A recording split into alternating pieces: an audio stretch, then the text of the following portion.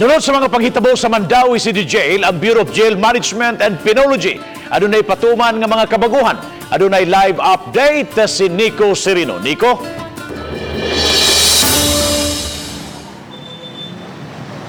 Yes, Bob, dunay movement ka mahitabo sa pipila ka mga senior officers sa Bureau of Jail Management and Penology.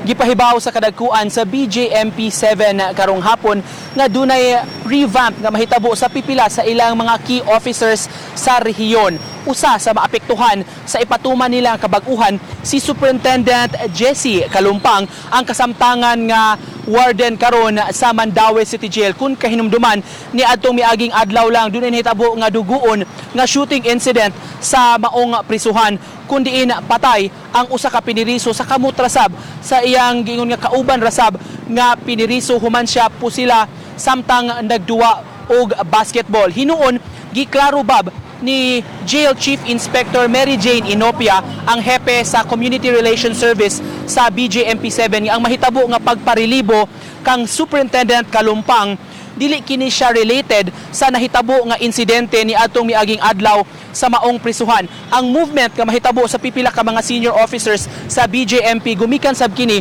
sa movement sa usa sa ilang dakong opisyal, ilang Assistant Regional Director for Administration, nga mabalhin na sa lain nga posisyon mao nga dunay sila ipatuman nga kabag-uhan sa pipila sab ka mga key positions sa BJMP. Si Kalumpang irilibuhan isip warden sa Mandawi City Jail ug ibalhin paingon sa Lapu-Lapu City Jail. Samtang muhulip kang Kalumpang sa prisuhan diha sa Dakbayan sa Mandawi, si Superintendent Hill Inopia kinsa maoy kasamtangan sab nga warden karon sa Medellin District Jail.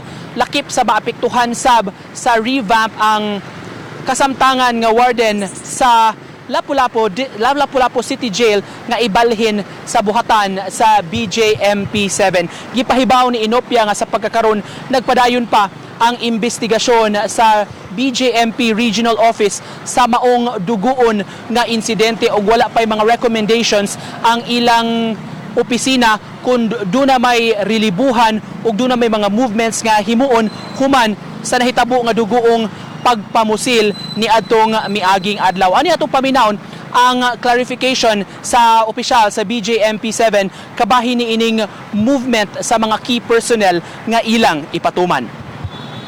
Dili pa, sir, kay ongoing pa man ang atong investigation dito. So, apan kung mahuman ang investigation, kung unsa gani recommendation, aksyonanan pa kung sa region kung unsa recommendation sa atong investigating officers, i-review na diri sa regional office. So, kung makita na ko na dapat mo, so aksyonan na. But up to this moment, sir, nga nag-istorya pa, wala pa man ang findings. So, wala pa as of the moment. But after that, hindi mo base of further actions against sa atong mga personnel na na-assign dito sa Mandawi. Alright.